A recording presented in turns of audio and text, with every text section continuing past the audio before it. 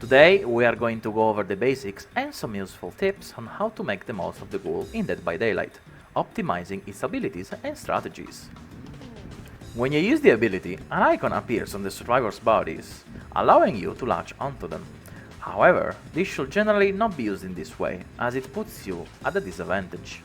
Instead, you should first latch onto something else and then strike the survivor. Notably, as a survivor, you can also see the crosshair and icons that the killer sees when using the ability, so be sure to pay attention. The main thing of the Ghoul is that it possesses tentacles that allow it to traverse the map quickly. Do not underestimate the Ghoul's ability to apply pressure wherever it goes. It is essential to position the tentacle's crosshair in spots that allow you to gain momentum, and often, thanks to certain obstacles collisions, you will be able to slide at high speeds.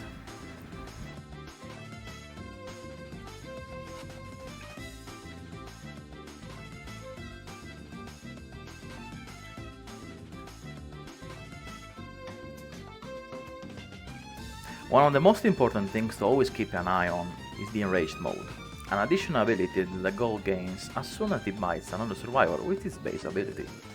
In this mode, after a short animation and cooldown, the Ghoul will gain an extra tentacle to use and will perform actions slightly faster.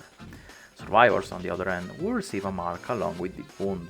This mark will expire after a set amount of time, causing the Ghoul to exit enraged mode. However, be careful, if the deep wound is not healed, the mark will not expire. Aside from the issues and bugs with the ability, landing the first hit and injuring survivors with it is fairly easy and practically free, so don't be afraid to make mistakes. The real challenge comes with landing the second attack, where it struggles a bit more.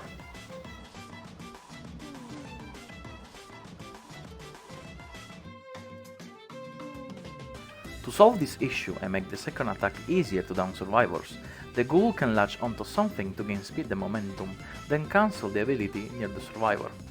After a short delay, it will be able to hit them with a basic attack.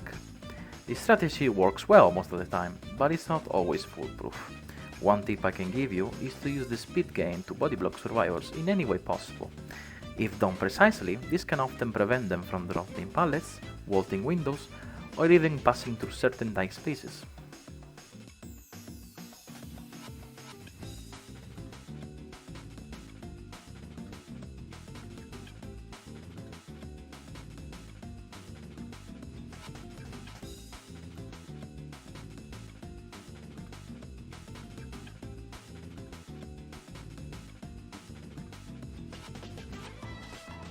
Finally, these are the following add-ons that I recommend. We have Fresh Coffee that increases the movement speed during Kagin Ellipse by 14%. Then we have Glowstain Enter Keef that increases the maximum reach of Kagin Ellipse by 2 meters.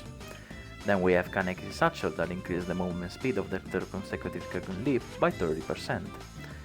Lastly, we have Taiyaki that extends the cooldown by 15 seconds.